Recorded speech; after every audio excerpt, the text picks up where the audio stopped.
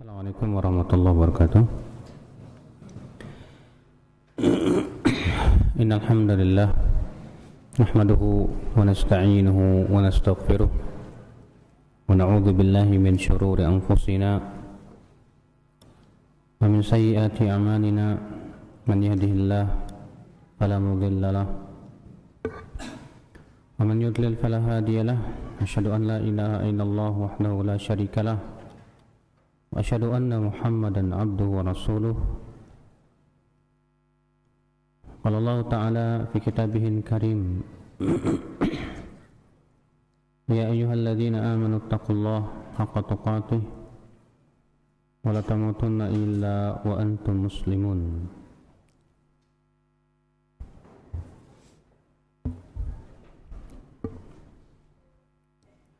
Ikhwatul Islam, a'azakumullah wa iyyakum. Kita melanjutkan kajian kita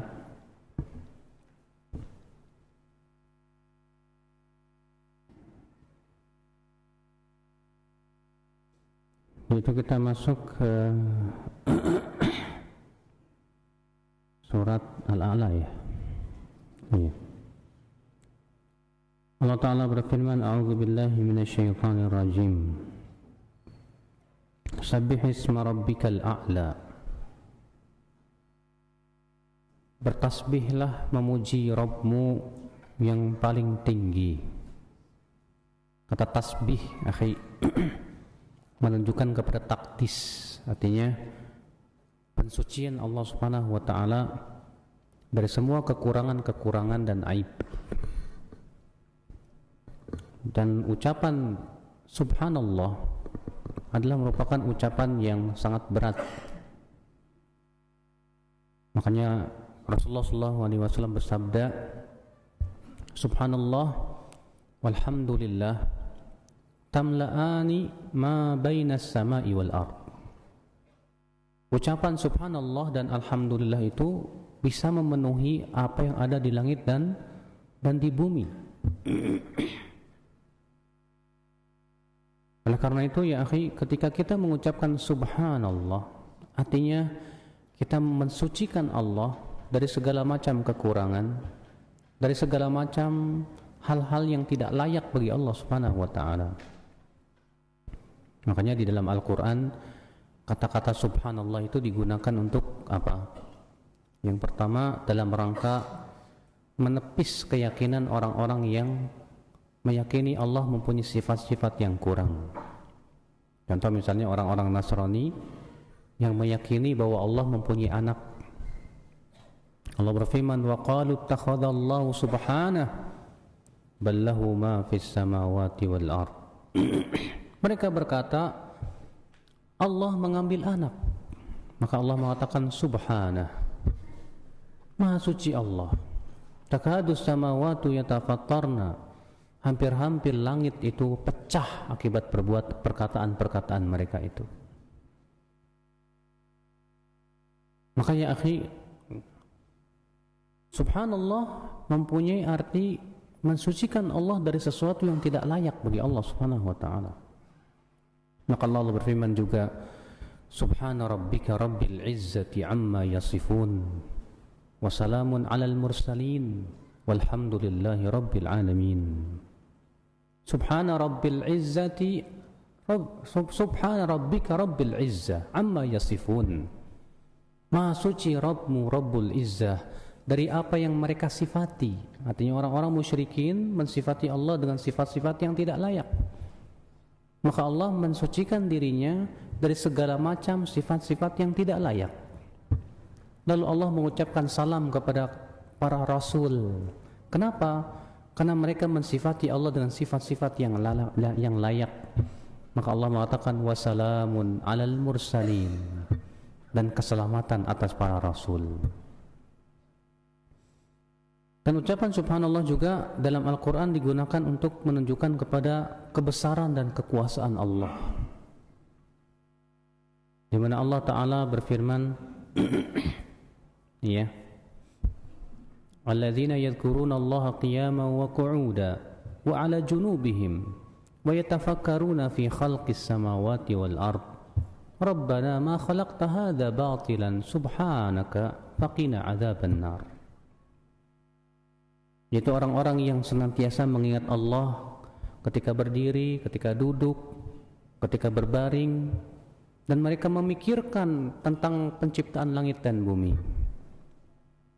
Lalu mereka berucap, Maha suci Engkau ya Allah, tidak mungkin Engkau menciptakan semua ini sia-sia. Ikhwatul Islam azakumullah wa iyyakum.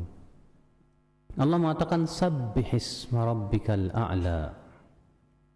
Bertasbihlah, sucikanlah nama Rabbmu yang paling tinggi. Di sini Allah Subhanahu wa taala pertama memerintahkan kita mensucikan Allah dengan sesuci-sucinya dari segala sesuatu yang tidak layak. Lalu Allah mensifati dirinya sebagai Al-A'la, yang paling tinggi. Kata para ulama, ketinggian Allah ada beberapa macam. Yang pertama, uluwul dzat. Zat Allah tinggi di atas arasy. Ya. Yang kedua, uluwul qadar. Ketinggian kekuasaan Allah Subhanahu wa taala dan kedudukannya. Maka Allah tinggi zatnya. Maka Allah tinggi namanya, tinggi sifatnya, tinggi demikian pula kedudukannya. Maka ya akhi, ini harus kita yakini karena Allah Subhanahu wa taala Maha tinggi. Ya. Allah Subhanahu wa taala dalam Al-Qur'an 7 kali mensifati bahwa dirinya bersemayam di atas arasy. Di antaranya Allah berfirman dalam surat Thaha apa? Ar-Rahmanu 'alal arsyis tawa. Ar-Rahman bersemayam di atas arasy. Iya. Di antaranya juga Allah berfirman, Allahul ladzi khalaqas samawati wal arda fi 6 ayyam thumma istawa 'alal 'arsy. Allah yang telah menciptakan langit dan bumi dan apa yang ada pada keduanya dalam 6 hari. Kemudian Allah bersemayam di atas arasy. Dan kata-kata istawa 'ala itu maknanya hanya satu, Pak. Karena orang-orang yang mentakwil dan tidak setuju Allah bersemayam di atas arasy, mereka mengatakan kata-kata istawa itu maknanya banyak katanya. Istawa artinya menuju, istawa juga artinya sama. Kita katakan betul kalau kata istawa doang. Tapi kalau istawa ala maknanya hanya satu. Apa itu? Ala wartafa, tinggi. Ya di atas makhluk-makhluknya. Maka Allah mengatakan Ar-Rahmanu 'alal arsy istawa. Ar-Rahman di atas aras bersemayam. Dan akhi, dalil-dalil yang menunjukkan akan ketinggian Allah banyak, Pak. Al-Qur'an, hadis, fitrah dan ijma' para ulama. Adapun Al-Qur'an, berapa banyak Allah disifati dengan di atas. Allah berfirman, "Aamintum man fis sama'." Apakah kalian merasa aman dari Allah yang berada di langit? Allah mensifati bahwasanya kalimat-kalimat yang baik itu naik ke atas. Allah berfirman, "Ilaihi yas'adul kalimut thayyibu wal 'amalus shalihu yarfa'uh." Ya, kepada Allah lah naik amalan saleh dan naik kata-kata yang baik dan amalan saleh Allah angkat. Allah juga mensifati bahwa Al-Qur'an turun dari sisinya.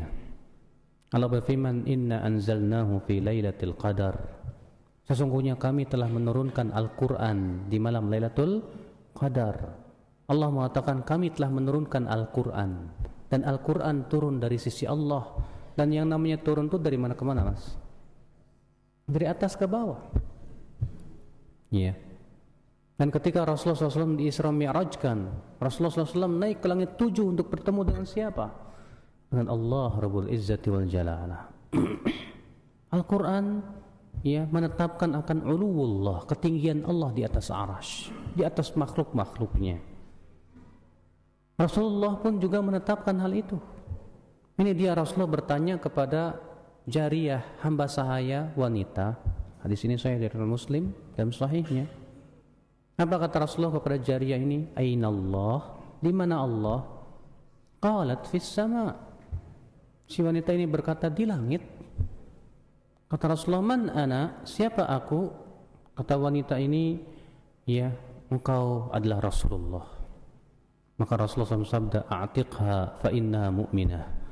Merdekakan dia seorang mukminah. Iya.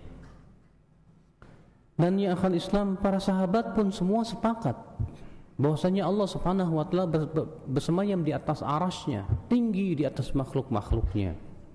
Ini dia Zainab bintu Jahash. Ya. Di mana Zainab bintu Jahash berbangga di hadapan istri-istri Nabi sallallahu alaihi wasallam yang lain.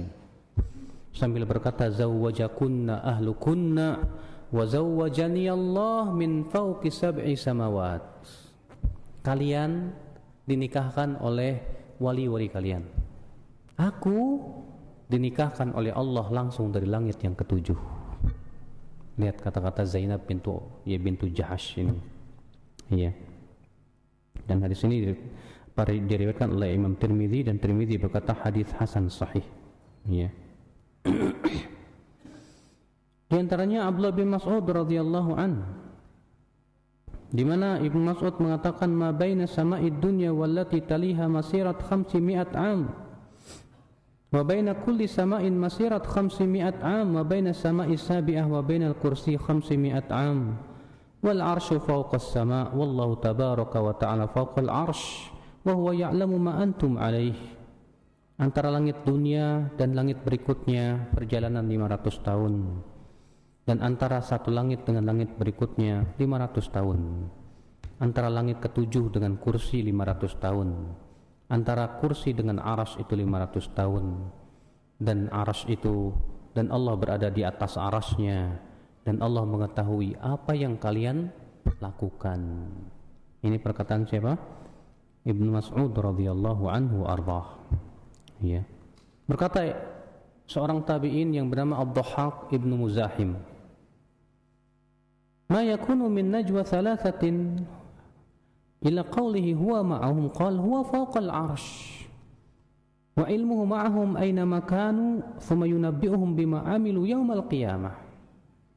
Ketika menafsirkan firman Allah, Ad-Dhahhak berkata, tidak ada di antara kalian 3 orang kecuali, ya, ma yakunu min najwa thalathatin illa huwa rabi'uhum. Tidaklah di antara kalian ada 3 orang kecuali Allah yang keempat. Kata Dhahhak, Allah di atas arasy, tapi ilmunya mencakup segala sesuatu, dan Allah akan memberitahukan terhadap perbuatan-perbuatan kalian nanti pada hari kiamat. Iya. Ikhwatul Islam, azakumullah wa iyyakum. Ini dia seorang tabi'in yang bernama Sulaiman ibn Tarkhan At-Taimi. Iya. Di mana Shadaqah berkata, aku mendengar Sulaiman bin Tarkhan Taimi berkata, kalau aku ditanya law su'iltu aina Allah, kalau aku ditanya di mana Allah, qultu fis sama, aku akan jawab Allah ada di langit. Fa in qala fa aina 'arshuhu qabla an yakhluqa as-sama', qultu 'ala al-ma'. Fa in qala li aina kana 'arshuhu qabla an yakhluqa al-ma', qultu la adri. Kalau misalnya dia bertanya kepadaku di mana Allah, aku akan jawab Allah di langit. Kalau dia bertanya lagi di mana arasy Allah sebelum menciptakan langit dan bumi, aku akan jawab di atas air. Kalau dia bertanya lagi di mana arasy Allah sebelum Allah menciptakan air, aku akan jawab enggak tahu. Karena kan enggak ada dalilnya kan. Buat apa bertanya-tanya hal-hal yang sesuatu yang sifatnya gaib, sementara kita tidak tahu apa dalilnya. Sesuatu yang gaib itu harus ditetapkan oleh dalil, nggak mungkin ditetapkan oleh akal, ya. Ya.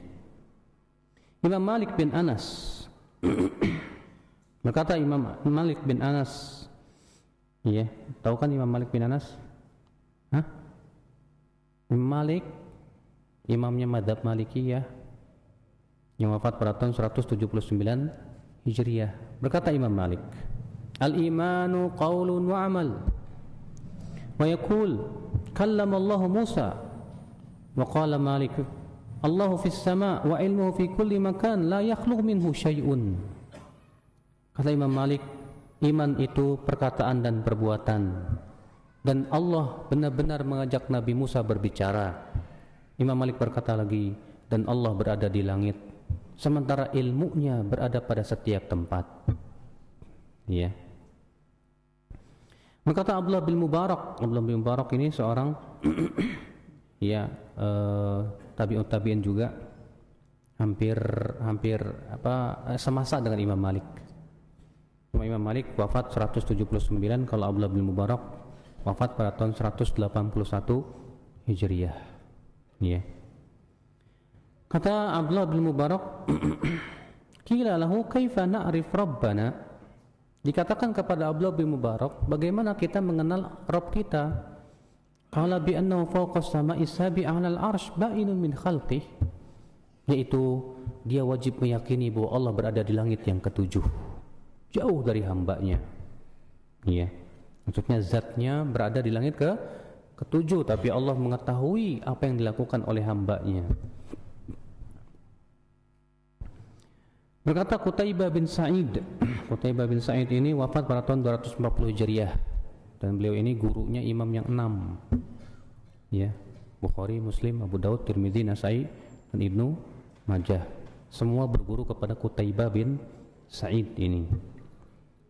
Kata Qutaibah, hadza qaulul a'immatil ma'khudh fil islami was sunnah, ar-ridha bi qada'illah wa ya'rifu Allah fis sama'i sabi 'ala 'arsyihi. Kama qala ar-Rahmanu 'ala al-'arsy istawa lahu ma fis samawati wa ma fil ardi wa ma bainahuma wa ma tahta ats-tsara. Ini adalah pendapat seluruh ulama yang diambil pendapatnya dalam Islam dan sunnah, yaitu ridha dengan ketentuan Allah, dan bahwasannya ia yakin Allah berada di langit yang ketujuh di atas arasy-Nya. Allah berada di atas langit yang ketujuh di atas arasy-Nya, sebagaimana Allah berfirman ar-Rahmanu 'alal 'arsy istawa. Lihat, Imam Qutaibah mengatakan ini pendapat para imam yang pendapatnya wajib dijadikan, ya, diambil. Imam Ahmad bin Hanbal berkata, wa huwa 'alal 'arsy fawqa as-sama'i sabi'ah, dan dia Allah Subhanahu wa taala berada di atas arasy, di atas langit yang ketujuh. Ya. Lihat, Imam Ahmad tegas mengatakan bahwa Allah berada di atas arasy. Imam Al-Muzani, tahu Imam Muzani? Imam Muzani itu muridnya Imam Syafi'i, dan Imam Muzani menulis kitab tentang akidah, judulnya kitab As-Sunnah. Beliau menukil keyakinan Imam Syafi'i rahimahullah. Beliau berkata, ya, kata Imam Al-Muzani, wafat 264 Hijriah, alin ara arsyihi wa huwa danin bi ilmihi min khalqihi. Allah tinggi di atas arasy-Nya, dan Allah dekat dengan ilmunya kepada hamba-hambanya. Ya. Berkata Al-Imam At-Tirmidzi, tahu kan Imam Tirmidzi? Penulis Sunan Tirmidzi, yang wafat pada tahun 279 Hijriah. Kata beliau, wa innullahi wa qudratu wa sultanu fi kulli makan, wa huwa 'alal 'arsy kama wasafa fi kitab fa ma wusifa fi kitabih. Ilmu Allah, kekuasaan dan kerajaannya di setiap tempat, sementara Allah berada di mana? Di atas arasy-Nya, sebagaimana disifatkan dalam kitab, dalam Al-Qur'anul Karim. Iya. Berkata Abu Zur'ah Ar-Razi, Abu Zur'ah ini sebaya dengan Imam Bukhari dan semasa. Iya. Abu Zur'ah Ar-Razi yang wafat pada tahun 264 Hijriah. Dan juga berkata Abu Hatim Ar-Razi yang wafat 277 Hijriah. Abu Zur'ah dan Abu Hatim ini temenan, Pak. Ya. Dan kedua-duanya ulama hadis yang terkemuka. Dan kedua-duanya ulama jarh wa ta'dil. Tapi Abu Hatim mutasyaddid, sedangkan Abu Zur'ah mu'tadil. Mutasyaddid itu terlalu keras mazhabnya dalam menilai seorang perawi, sedangkan mu'tadil itu artinya tengah-tengah, nggak terlalu keras, nggak terlalu lembek. Apa kata Abu Zur'ah dan Abu Hatim? Ya, kata Abu Zur'ah dan Abu Hatim, sebagaimana diriwayatkan oleh Ibnu Abi Hatim, anaknya Abu Hatim, sa'altu abi wa Aba Zur'ah an madhahibi ahli sunnah fi usuliddin. Aku bertanya kepada ayahku yaitu Abu Hatim, dan aku juga bertanya kepada Abu Zur'ah tentang pokok-pokok keyakinan Ahlus Sunnah dalam pokok-pokok agama. Wa ma adraka alaihi ulama fi jami'il ansar, dan apa sih keyakinan Ahlus Sunnah dari ulama yang mereka temukan di seluruh negeri. Karena Abu Zur'ah dan Abu Hatim ini keliling dunia, Pak. Dan antum tahu ulama yang paling banyak gurunya siapa? Abu Hatim. Abu Hatim itu gurunya 3.000 orang. Kalau Imam Bukhari 1.080. Tapi kalau Abu Hatim 3.000 orang, bayangkan. Al-Imamur Rahal, ya, beliau keliling dunia, setiap ya di sana ada ulama beliau datangi.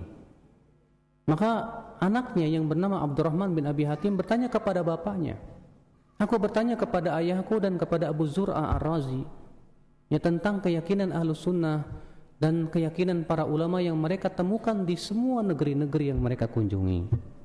Ya.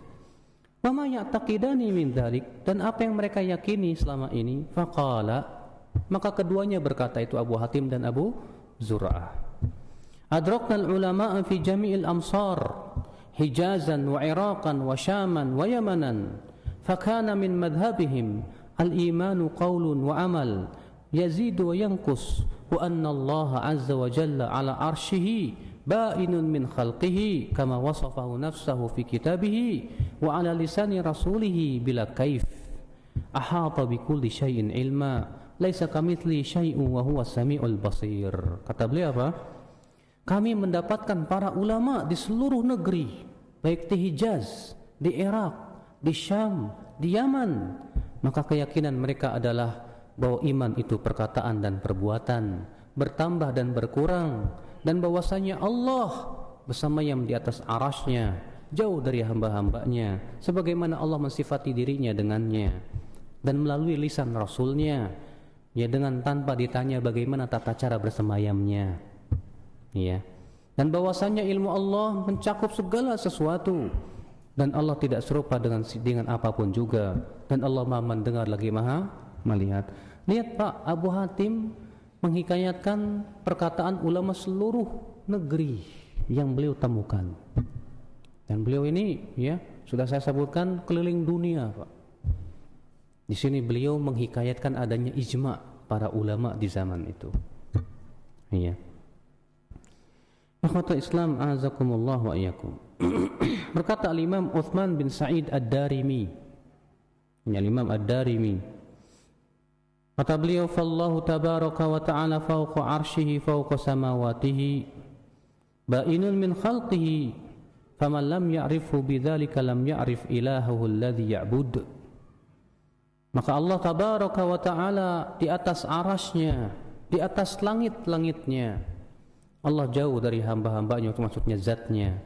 Maka siapa yang tidak mengenal Allah seperti itu, ia belum mengenal sesembahan yang sebenarnya. Ya. Ikhwata Islam azakumullah wa iyyakum. Berkata Al-Imam Ibnu Khuzaimah. Al-Imam siapa? Ibnu Khuzaimah. Kata Ibnu Khuzaimah apa? Man lam yuqirra bi anna Allah ta'ala ala arsyihi qad istawa fawqa sab'a samawati fa huwa kafirun bi rabbih. Ya. Siapa yang tidak meyakini bahwa Allah di atas arasy-Nya bersemayam, sebetulnya ia belum beriman kepada Rabb-Nya. Ya. Berkata Al-Imam Abul Hasan Al-Asy'ari, ini imamnya kaum Asy'ari. Dan perlu ketahui akhi, Abul Hasan Al-Asy'ari ini melewati 3 fase. Fase yang pertama fase Mu'tazilah. Di saat waktu itu beliau punya ayah tiri seorang pentolan Mu'tazilah, ya, yaitu Al-Jubai. Al-Jubai ini pentolan Mu'tazilah.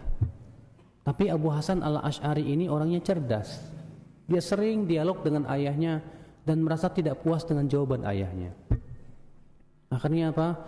Dia pun berlepas diri dari Mu'tazilah, pindah ke marhalah yang kedua, akidah Kullabiyah, Asy'ariyah, di mana beliau hanya menetapkan sifat 20 saja.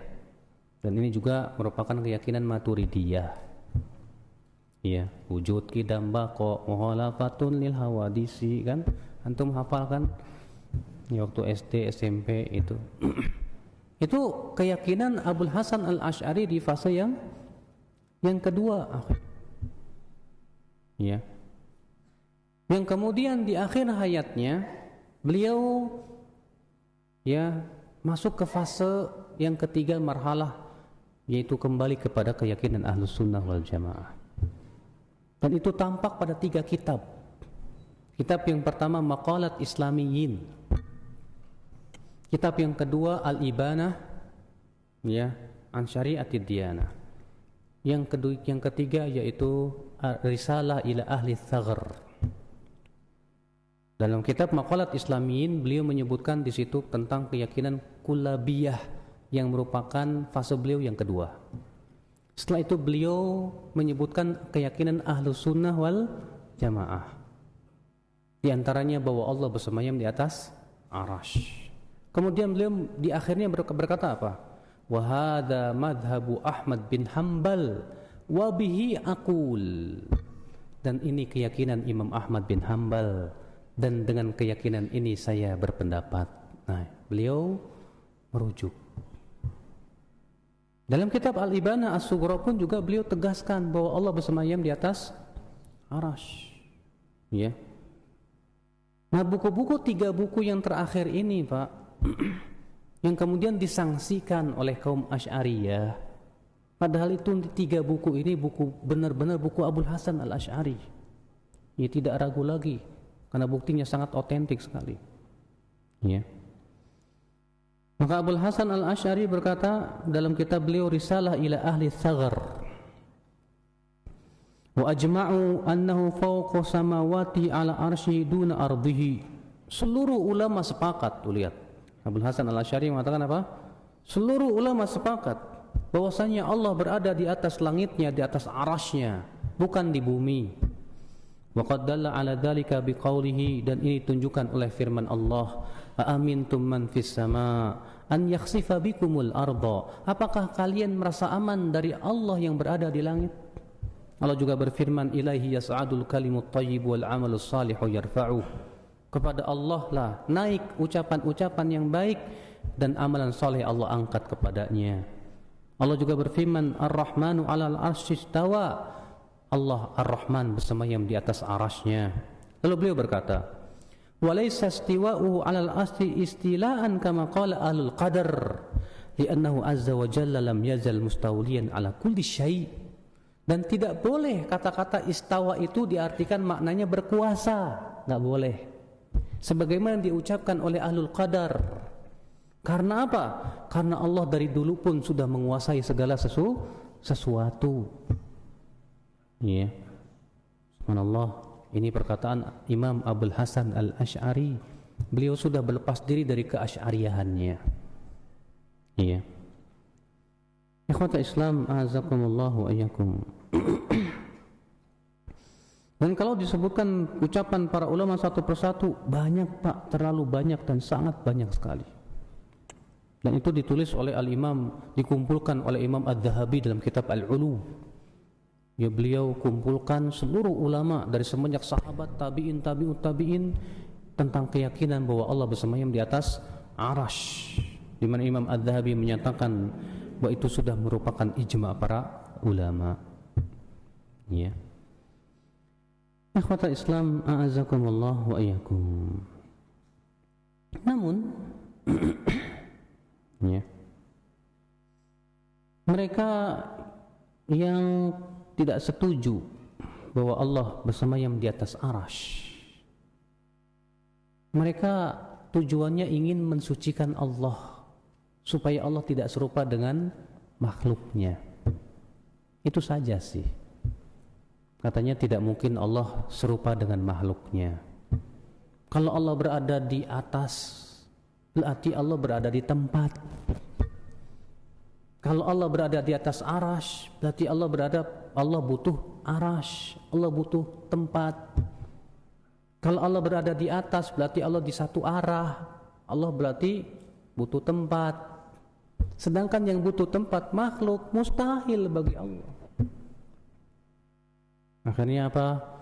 Mereka pun menolak Allah berada di atas. Karena konsekuensinya kata mereka berarti Allah berada di tempat. Sekarang jadi pertanyaan, Pak. Kenapa mereka sampai demikian? Mengatakan kalau Allah berada di atas, berarti Allah berada di tempat. Jawabannya, karena mereka menyamakan Allah dengan makhluknya. Sebab kalau makhluk berada di atas, berarti berada di tempat.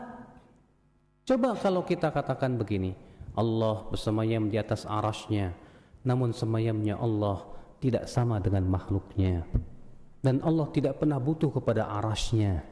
Dan Allah pun tidak menunjukkan akan butuh kepada tempat, karena Allah tidak serupa dengan apapun juga. Ya, mudah sekali kan? Makanya kata Syekhul Islam, kenapa orang bisa menolak sifat Allah? Sebetulnya gara-gara pertama menyerupakan Allah dengan makhluknya dulu. Diserupakan dulu, setelah diserupakan ditiadakan. Makanya setiap yang menyerupakan Allah belum tentu ia dengan makhluknya karena para manusia itu dalam hal ini ada 3 kelompok ya. Kelompok yang pertama yang menolak sifat Allah. Kelompok yang kedua yang mempersamakan Allah dengan makhluknya. Kelompok yang ketiga yang mengatakan Allah tidak serupa dengan makhluknya, namun kita tetapkan sesuai dengan yang ditunjukkan oleh dalil. Nah, inilah keyakinan yang Ahlussunnah yang ketiga itu. Iya. Makanya dari itulah Bapak sekalian, ketika mereka mengatakan Allah tidak mungkin berada di atas arasy, karena kata mereka konsekuensinya Allah berada di tempat. Kita katakan maaf, perkataan kamu tempat ini nggak ada dalilnya. Iya. Dan Allah tidak pernah menetapkan dirinya kata tempat, tidak ada. Apa yang dimaksud oleh Anda tempat? Kalau yang dimaksud dengan tempat itu Allah bersama yang di atas arasy, kita beriman. Tapi kalau yang dimaksud dengan tempat bahwa Allah butuh kepada arasy, kita tidak beriman seperti itu. Allah tidak butuh kepada arasy. Allah berada di atas. Tapi ilmu Allah mencakup segala sesuatu ya akhi, azakumullah wa iyyakum. Dan anehnya Pak, orang-orang Asy'ariyah itu menetapkan sifat iradah.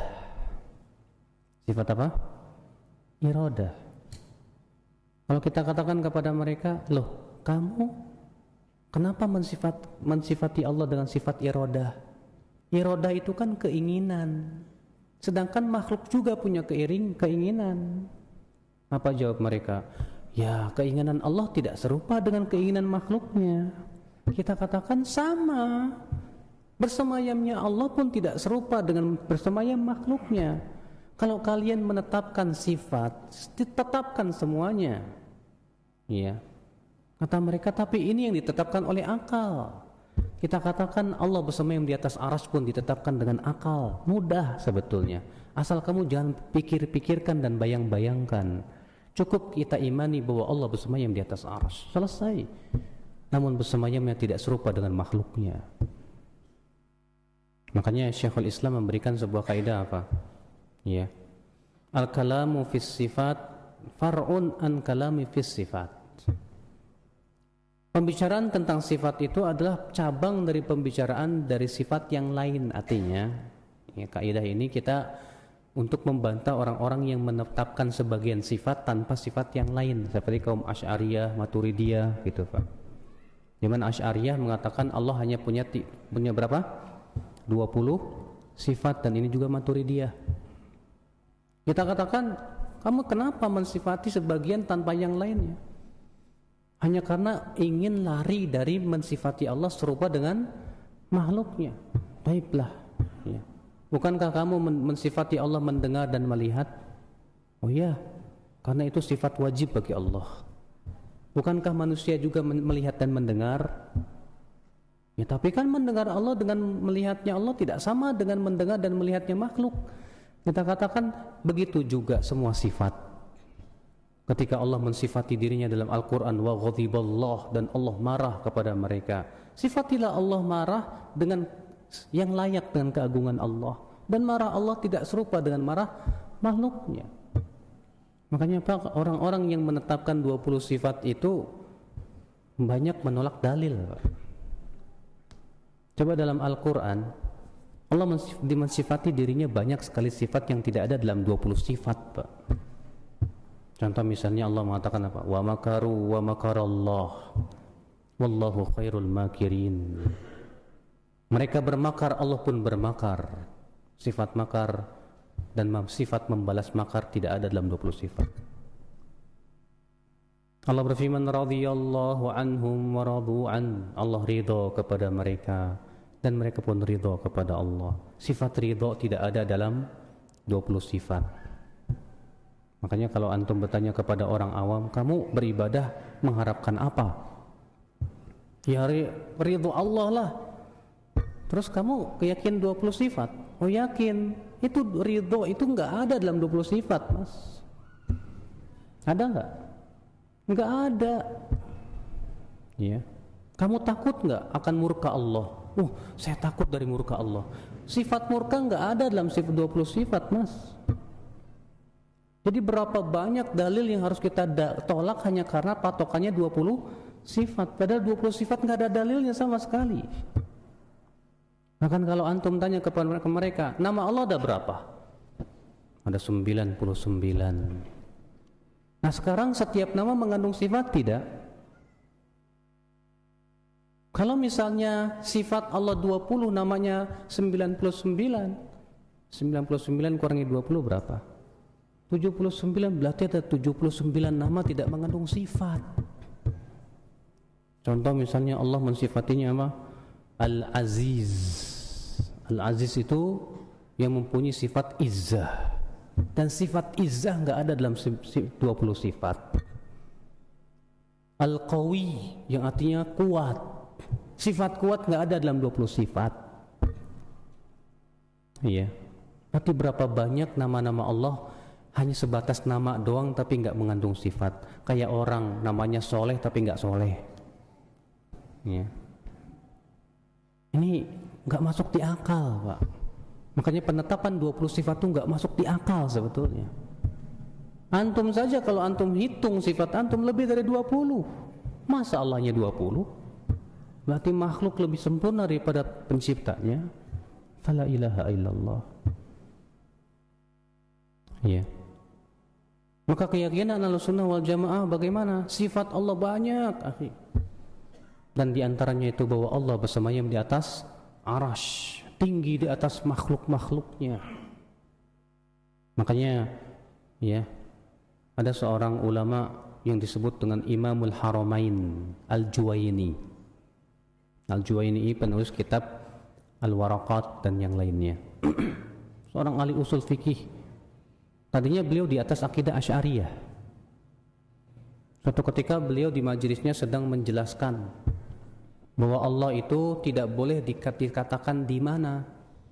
Allah tidak boleh dikatakan di atas, di bawah, tidak boleh. Lalu kemudian muridnya yang bernama Hamdani bertanya, "Wahai guruku, mungkin secara akal ya demikian. Nah, sekarang bagaimana kita menolak fitrah kita? Setiap kali kita berdoa selalu menghadap ke atas. Coba kalau antum berdoa nggak pernah begini kan? Ya Allah, ya. Selalu begini ya Allah. Itu kan fitrah. Fitrah manusia itu mengakui bahwa Allah berada di atas. Ya akhal Islam, azakumullah wa iyyakum. Ya. Makanya ya akhi, azakumullah. Semua ini tidak masuk di akal, akhi. Apalagi orang yang mengatakan Allah berada di mana-mana, lebih enggak masuk di akal lagi. Sebab ketika mereka mengatakan Allah tidak boleh disifati berada di atas. Kenapa? Karena kalau begitu Allah berada di tempat dan Allah butuh tempat. Dan sedangkan itu sifat makhluk. Kita katakan perkataan antum Allah berada di mana-mana pun lebih parah lagi. Karena kalau dikatakan di mana-mana berarti berada di setiap tempat. Coba antum tanya ke orang Nasrani, Tuhanmu ada comberan tuh, marah enggak? pasti marah, Pak. Kemudian kamu katakan Allah berada di mana-mana, di comberan, di kakus, di tempat-tempat kotor. La ilaha illallah. Iya. Maka dari itu semua ini ya akhi azakumullah, keyakinan-keyakinan yang jauh dari kebenaran. Keyakinan-keyakinan yang bertabrakan dengan ijma' kaum muslimin yang sudah kita sebutkan tadi perkataan para ulama bahwa Allah bersemayam di atas arasy, zatnya tinggi namun ilmunya mencakup segala sesuatu, dan bahwasanya Allah mendekat kepada hambanya dengan apa yang Allah kehendaki. Terkadang Allah mendekat turun ke langit dunia. Iya. Semua itu dengan kehendak Allah, tapi caranya gimana kita tidak tahu. Kewajiban kita jangan mikirin, karena Allah tidak mungkin serupa dengan makhluknya. Kewajiban kita imani, udah titik. Imani. Kalau orang Yahudi saja mengimani, Pak. Ini dia orang Yahudi datang kepada Rasulullah SAW dan berkata apa? Hai Muhammad, kami mendapatkan dalam Taurat bahwa nanti pada hari kiamat Allah akan meletakkan tanah di satu jari, air di satu jari, pepohonan di satu jari. Mendengar itu Rasulullah tertawa membenarkan. Ini orang Yahudi punya keyakinan bahwa Allah punya jari. Tapi kenapa kaum muslimin gak mau yakin? Sementara dalilnya jelas sekali. Orang Yahudi punya keyakinan Allah punya tangan. Apa? Tapi mereka mengatakan bahwa tangan Allah terbelenggu katanya. Ya, yadullahi maglulah. Tapi kenapa kaum muslimin malah tidak meyakini? Berarti lebih pintar Yahudi kalau begitu, Pak. Ya, dalam masalah nama-nama sifat-sifat Allah. Karena itu ditunjukkan oleh dalil. Tetapkan saja Allah punya tangan, tapi tangan Allah tidak serupa dengan makhluknya. Kalau kita pikir-pikirin mah susah, Pak. Antum mikirin jempol iblis saja nggak pernah kelihatan kok. Ya, pernah lihat ke jempol iblis? Mau mikirin tangan Allah, tidak mungkin bisa. Ya. Sabbihisma rabbikal a'la. Baik. Insyaallah kita lanjutkan pada pertemuan yang akan datang. Subhanakallah bihamdik, asyhadu an la ilaha illa anta astaghfiruka wa atubu ilaik. Assalamualaikum warahmatullahi wabarakatuh.